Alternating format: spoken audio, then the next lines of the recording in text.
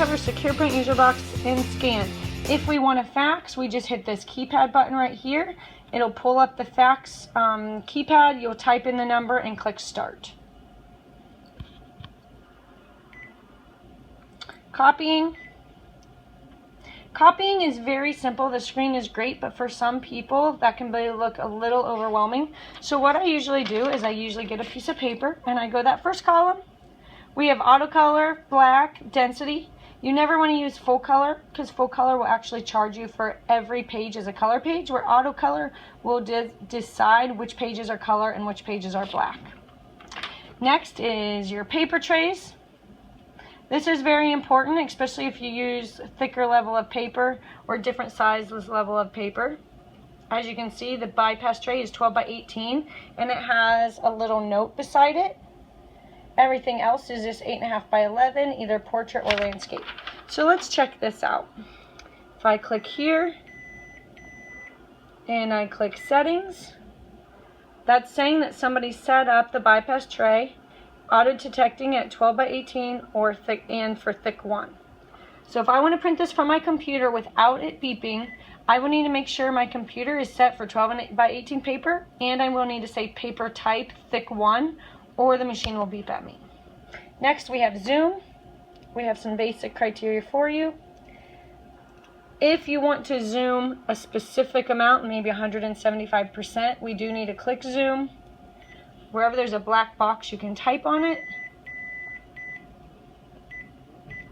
And I can go ahead and zoom 175%. At this point, I can click start. I do not have to click close, OK, and close all the way out. At any time, it will remember what's on the screen. Here's my 1 to 2-sided, 2 to 2-sided, and whatnot.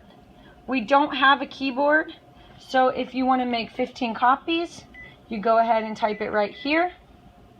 If you type the wrong number, you can click clear, because if you set up an account and you type the wrong number, and if you click reset, it resets everything, not just the number of copies that you want.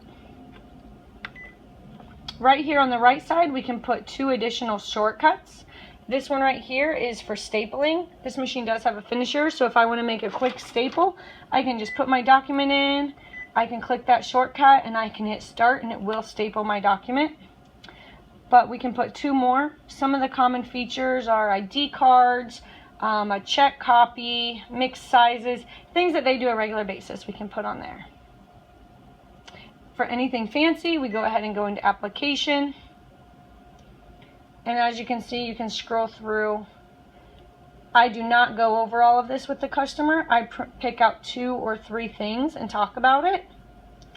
And that's usually maybe the date and time page numbers. I usually talk about frame erase and non-image area erase. On the scan side under application, I usually do the same kind of thing. I'll talk about date, time, page number, density, frame erase, and then I always talk about this one, save and print. This should be called copy and scan. What you can do is you can, let's say I want to make 3 copies and I want them 2-sided corner staple.